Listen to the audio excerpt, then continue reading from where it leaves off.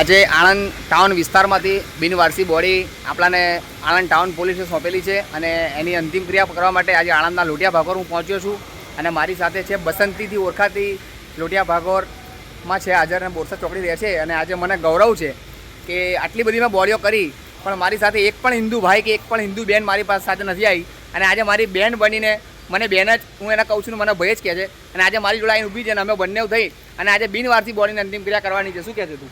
હું તો કરવાની આપીશ સપોર્ટ તને અને લાવારીસ લાશ ગમે ત્યારે હોય ને તો હું હેલ્પ કરવા તૈયાર છું. Okay, thank you.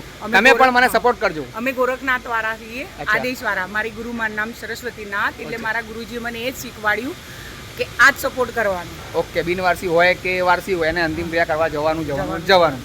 તો આપ સૌ અમારો વિડીયો અંત સુધી જોજો. અમે અંતિમ ક્રિયા કરવા જઈ રહ્યા છીએ. ગુરુ ગોરખનાથ આદેશ.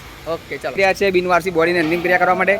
તો આપ સૌ જુઓ અને આણંદ ટાઉન વિસ્તારમાંથી બોડી સોંપેલી છે અમને અને અમે બિનવારસી બોડીની અંતિમ ક્રિયા કરવા જઈ રહ્યા છે. તો આપ સૌ વિડીયો અંત સુધી જોજો અમારો.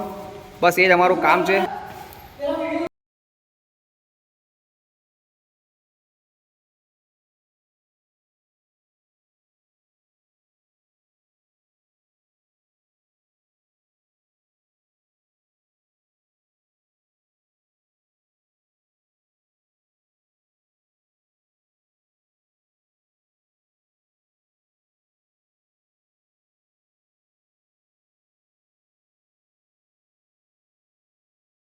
બિનવારસી બોડીની જે હિન્દુ રીતિ રિવાજ પ્રમાણે હોય છે એ અમે બધી વિધિ પૂરી કરી અને અમે અંતિમ ક્રિયા કરી અને અમે જઈ રહ્યા છીએ હવે પાછા.